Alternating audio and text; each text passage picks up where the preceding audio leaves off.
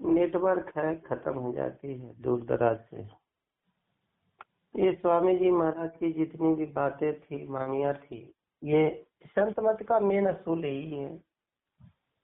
संत तो कोई कपड़े का नहीं है, कोई दाढ़ी मूछ का नहीं है, कोई जटा जूट का हो। श्री राम का नाम नहीं संत मत है, कृष्ण का नाम नहीं संत मत है। जितने भी नाम मुख से लिया जाता है ये सब काल का है। चाहे आप राम राम कहो, कृष्ण कृष्ण कहो, चाहे राधा स्वामी कहो, चाहे जय गुरुदेव कहो, चाहे साहेब साहेब कहो, चाहे बंदगी कहो, कबीर कहो, कुछ भी कहो, इस मुंह से जितने भी नाम को आप वर्णन करोगे वो सबको काल खा जाएगा। क्योंकि काल ने सृष्टि को रचना किया और सर्वश्रेष्ठ बनाया, तो काल ने इस पर सब पर दबदबा बनाकर रखा है। तो ये निकलेगा जीव कैसे, निकलेगा कैसे, बंधन कैसे टूटेगा? ये गुरु कृपा से होता है। गुरु कृपा कौन? जो गुरु से दीक्षा लिया है, जो जिससे जो दीक्षा लिया वही गुरु अगर कृपा करे, दया करे तो जीव निकल सकता है, नहीं तो नहीं निकलेगा, कतई नहीं निकल सकता। उसकी कृपा से होती है। वो कृपा वो किसी के द्वारा करा, किसी को भेज कर करा दे, वो उसके ऊपर निर्भर करता है। अगर किसी का गुरु है संसार में और गुरु शरीर छोड़ दिया, माँ बाप है, गुरु है, गुरु शरीर छोड़ दिया है, नहीं है, तो उस जीव को सत्संगियों को खूब सेवा करनी चाहिए और सत्संग में जाना चाहिए और जाकर ये विचार बनाना चाहिए कि काश मेरा गुरु नहीं है, लेकिन जो सत्संग कर रहा है, जो आया है, तो हो सकता है कि हमारे गुरु महाराज ने इसको भेजा है, हमारे लिए भेजा है। अगर ऐसे विचार करके अगर उसके अपनाता है, उससे प्रेम करता है, तो गुरु उसके सर्वस्व उसके ऊपर उसके द्वारा भेजता है, उसी के द्वारा उससे काम कराता है। गुरु की अपरंपार कथाएं हैं, इसको कलम और कापी से लिखा नहीं जा सकता। कितना भी किताबें रख दो, रट दो, लिख दो, बड़ी बड़ी आज 5000 वर्ष से इसकी लिखाई और पढ़ाई चालू है, लेकिन 5000 वर्ष से कोई भी इस चीज को प्राप्त नहीं कर पाया। सिर्फ पढ़ता है, जानता है, छोड़ देता है। सत्संगी गुरु महाराज के भी जीव बना, मथुरा में नाम लिया और सब छोड़ दिया, क्योंकि गुरु चला गया। अभी कहता है कि हमारा गुरु है ही नहीं, फिर वो सोचता है कि ऐसा ही दुनिया चलती है, ऐसे ही व्यवस्था हो रहा है।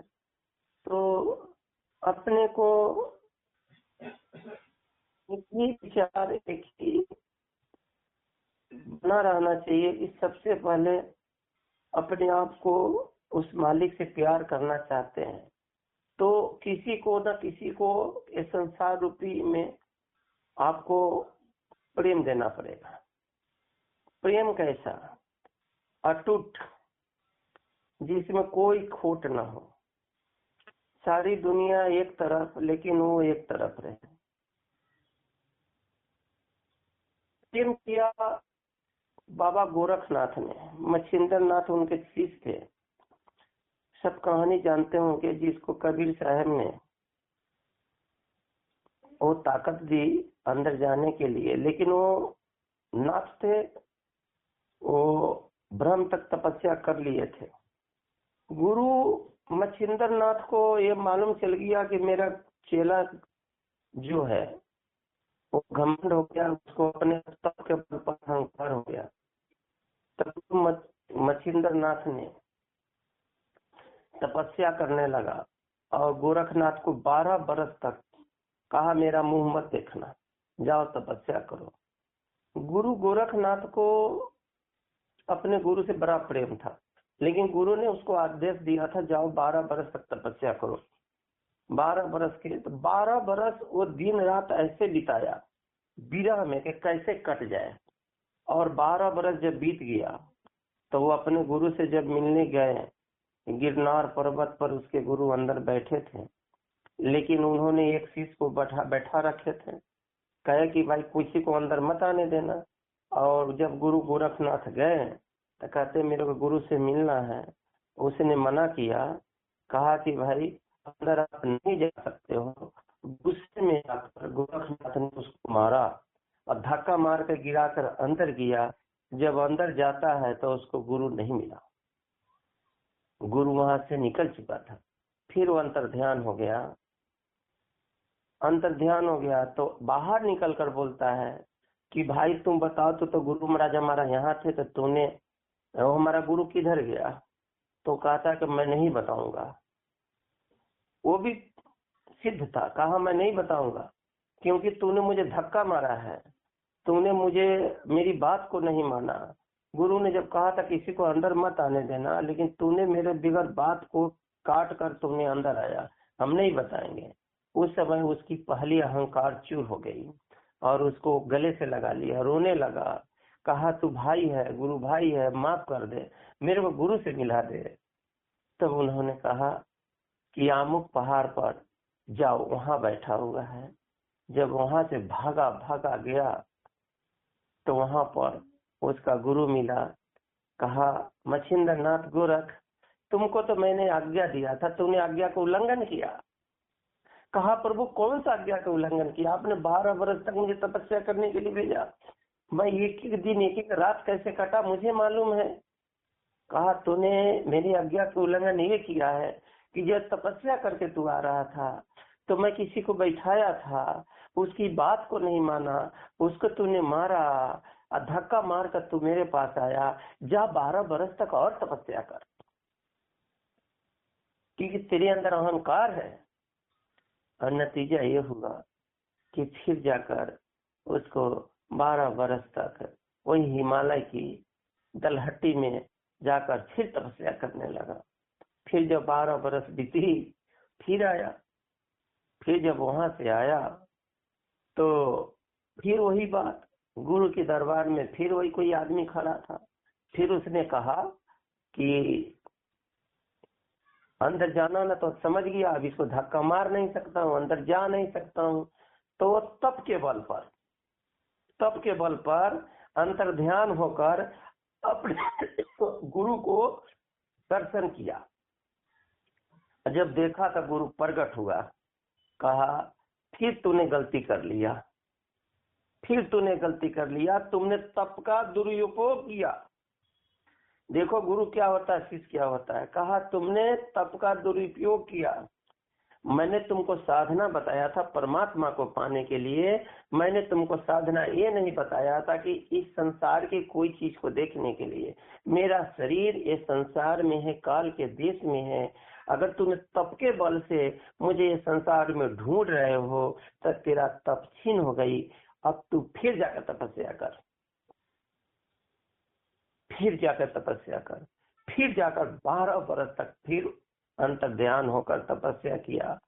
फिर 12 फिर 12 36 वर्ष तक, तब तक ले उनका उम्र और ज्यादा हो गया। और जब उस पीरियड में जब आया तो सब चीज उसका विलीन हो गया था, न गुरु की देखना, न गुरु की सुनना, न गुरु की जानना, न शिष्य को देखना, न गुरु भाई को जानना। सब मान बड़ाई अहंकार दूर हो गया।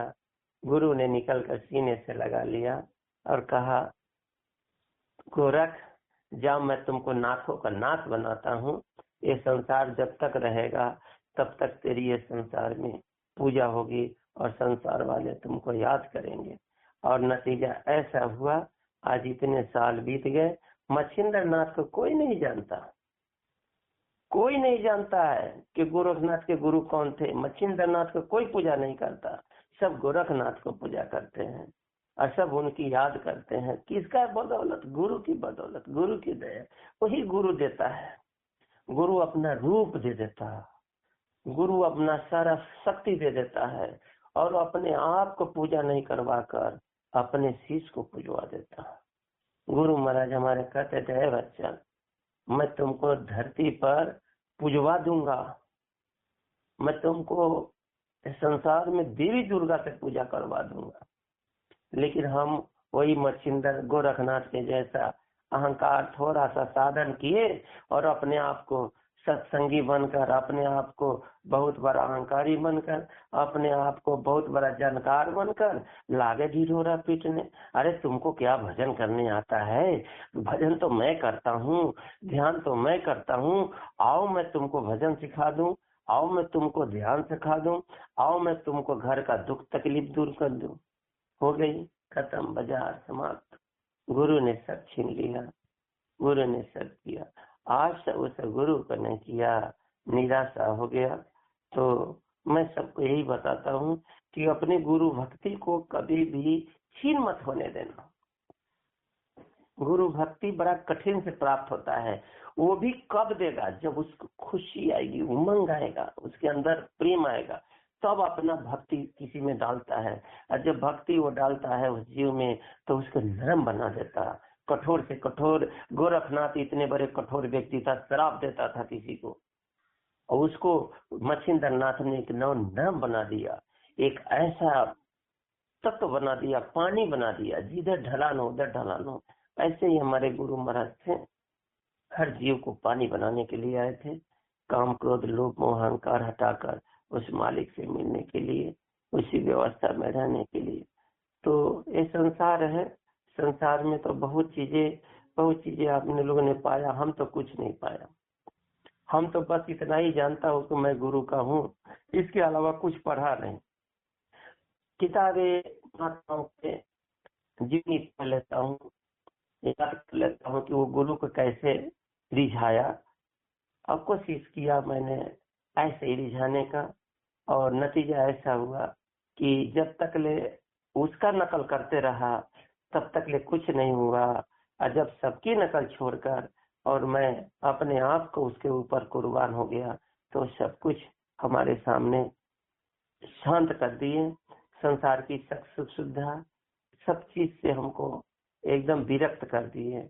आप के लिए आप दो तो ना दो तो, प्रेम करो तो ना करो तो, मैं सब दृष्टि सब समान से सबको एक समान मानता हूँ। कभी कभी हमारे अंदर भी दुनिया की बातें आ जाती है। हम कोई बाहर संत नहीं हूँ, महात्मा नहीं हूँ। मैं भी यहाँ पर आता है तो मैं सोचता हूँ कि ये यही काम कर रहा है, ये पार कैसे होगा? ये तो फंस रहा है। लेकिन मेरे बंधन इतनी कड़क है कि मैं उसको कह नहीं सकता ये तेरा बंधन है, ये मत कर। लेकिन मैं उसको अपना गुरु से प्रार्थना करके कहता हूँ, हे मालिक वो अनजान है, उसको मुक्त कर, उसको बंधन से निकाल, उसे दूर कर, फंसते जा रहा है। गुरु महाराज कहते हैं तू जा, सत्संग सुना, बता, हम दया करेंगे। तो ये दया गुरु की है, और जब तक मैं जिंदा हूँ तब तक आप लोग दया लो। हो सके आगे कोई आए कि ना आए, लेकिन मैं कहता हूँ कि जीते जी अगर मालिक को मिलना है तो आपको मेरी बात नहीं माननी पड़ेगी, मेरे विचारों पर आपको ध्यान देना पड़ेगा। बात मनाने में नहीं आया हूँ, मैं आपको समझाने नहीं आया हूँ। मैं क्या बोलता हूँ, मैं आपको क्या कहता हूँ, उस पर विचार करो और उस पर लग जाओ, उसके अनुसार आप काम करो। घर में रहकर जो कहा उसके एकदम ब्रह्म के लकीर समझो। आप देखो एक बार करके, आपको सब कुछ प्राप्त हो जाएगा, क्योंकि वो जहाँ पर वो शब्द जाती है वहाँ गुरु रहता है। जैसे मैं कह के आया और उस पर आपने शोध किया, मेरी वाणी मत समझो, ये मत समझो कि कोई आकर गुरु भाई मेरे को समझा रहा है तो मैं इसकी बात क्यों मानूं। मत मानो मेरी बात को, मानने की क्या जरूरत है। लेकिन आप विचार जरूर करना अपने मन के अंदर कि सही में अगर इनकी वाणी से हम निकलूं, अगर एक गुरु की महाराज की दया से कह रहे हैं तो आप उसको अमल करो, उस पर चिंतन करो। अगर वो चिंतन से परमात्मा का ताकत शरीर में आता है, सहारा आता है, तो उसको अपना लो, उसको अपने अंदर घर कर लो। यही मंत्र है, यही गुरु दीक्षा है। इसको समझ जाओ कि ये हमको गुरु ने पहला नाम दिया, और इस नाम को पकड़ लो इतनी जोर से छूटने न पाए। इसको कहो किसी से नहीं, अपने आप को उसको लय हो जाओ, अपने अंदर में पड़े रहो, और यही नाम तुमको आगे काम करेगा, यही नाम आगे एक शब्द बनेगा, यही नाम आगे आपको प्रकाश बनेगा, यही नाम आगे दोनों बनकर उस मालिक का रूप धारण करेगा और इसी सहारे आप बाहर निकल जाओगे इस भव जाल से, भव कूप से। तो आज गुरु महाराज की मौज था तो थोड़ा सा शब्द आप लोग को बता दिया और समझा दिया। आप लोग इसको करो, सब लोग इस बात को गहन सोच में पढ़कर विचार करना, क्यों आप मेरे पीछे हो, क्या जरूरत है, ये भी विचार करना। क्या मैं आया, आपने इतने धन खर्चा करते हैं, इतनी व्यवस्थाएं खर्चा करते हैं, क्या पड़ी है, आप उसको विचार करो गहन से। ये आपको बीजक बनेगा और ये बीजक अंदर जब पड़ जाएगा तब फिर कतई नहीं निकलेगा। काल तो काल क्या, उसके ऊपर के लोकों में भी आपको सुख मिलेगा। और वो सुख क्या है, इस संसार में मानव तन में आपको शांति आना, मानव तन में आकर साधन भजन आपको सुख देना। ये कोई जीव को ले जाकर कोई सतलोक का नामी धाम में वो कोई है नहीं, वो एक मन की वहाँ कर्माते हैं, वो कर्माते से निकल जाना, परे हो जाना, उसके रूप में विलीन हो जाना। जैसे संसार में कोई पिक्चर देखने में इतना मशगूल हो जाता है कि कुछ आगे पीछे का ध्यान नहीं रहता, ऐसा ही उसमें मशगूल हो जाओ, उसके अंदर लग जाओ, अपने काम को जब तक जिंदगी है अपनी हाथ से कमाई करो और उसी कमाई से अपना परवरिश करो, उसी से अपनी घर को चलाओ और उसकी धन इसमें से इकट्ठा करो, सात संगत की, गुरु की सेवा में लगाओ। कहा गया है कि जितना आप लगाओगे उतना आपको बढ़ेगा। जो चीज आप दोगे, तन दोगे तन साफ कर देगा, मन दोगे मन साफ कर देगा, धन दोगे धन साफ कर देगा। ये तीनों चीज तुमको सफाई करेगा। धन दिया तो धन की सफाई, धन की सफाई कैसे करते हैं, तन की सफाई बताया पहले कि तन से सेवा लेंगे, तन के अंदर का जितने भी कूड़े मैल है निकल जाएगा। मन की सेवा लेंगे, मन के अंदर विकार जो तरह तरह के उठते रहते हैं गुरु के प्रति, अरे बहुत सारे लोगों को मेरे प्रति उठता है लेकिन मैं बोलता नहीं, मैं तो ऐसे देखता हूँ कि सत्संग में बैठे बैठे सोचता है और लेकिन फिर भी मैं हंसता हूँ, उसका चेहरा देखा, अरे तुमको सत्संग सुनना है कि मेरे बारे में सोचना है, मेरे बारे में सोच कर तू क्या करेगा, तू तो फंस गया।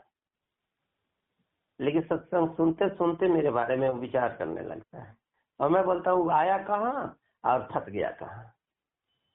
तो भावनाओं को मैं देखता हूँ, मेरे बारे में भी सब मन में विचार उत्पन्न करता है, सोचता है, लेकिन जब ये सब आभास होता है ये आदमी ऐसे सोच रहा है, मैं कहता हूँ कहाँ फंस रहा है बेटा, तुमको यहाँ नहीं आना चाहिए था, इसको मत देख, तू अंदर जा, इसको देखेगा तो फंस जाएगा। काल वहाँ खड़ा है, तेरा रूप बनाकर मन के अंदर खड़ा हो गया और लगा मन को उत्पाती नचाने और आप उसी में नाचने लगे। तो मैं तो सुन सुन कर देख देख कर कितने को हंसी आ जाता है, सामने कभी सत्संग के बाद मिलने आता है तो उसका चेहरा देखता हूँ तो बोलता अरे तुमने पहले क्या सोच रहा था, अभी क्या सोच कर आया। ऐसी बातें हैं, जब इधर की बातें होती है गुरु के प्रति भी शब्द के प्रति भी, तो इसीलिए चंचलता से थोड़ा कम करो और अपनी भोजन, अपने खान पान, रहन सहन थोड़ा बदलो। क्या चीज है कि जो भी कुछ लेनी है, जो भी कुछ करना है तो अपने घर में ही बनाओ और खाओ, कुछ भी खानी है, कुछ भी लेनी है, बाहर की चीजें थोड़ा कम करो, जो भी कुछ है घर में बनाओ और घर में खाओ। और जब भी कुछ खाना है तो अपने इष्ट को, जिसको आप मानते हो उसको पहले याद करो, उसको याद करो और बनाकर कुछ भी बनाया, कहा कि बनाया हूँ, आप तो नहीं है, शब्द रूप में है, आइए मेरे भोजन को भोग लगाइए, आइए मेरे घर में और ये सब को अपने दिव्य दृष्टि से देखिए, नजर दौड़ाइए, पवित्र हो जाए, प्रसाद बन जाए, मैं ग्रहण करूंगा। पहले प्रार्थना करो, उस मालिक से, फिर उसको ग्रहण करो। फिर देखो 24 घंटा जो जो बनाओगे सब प्रसाद बन जाएगा, सब प्रसाद। अगर उसके अंदर विष भी है, कुछ इधर उधर का भी मन आ गया तो वो खत्म हो जाएगा, फिर वो ताकत बन जाएगी।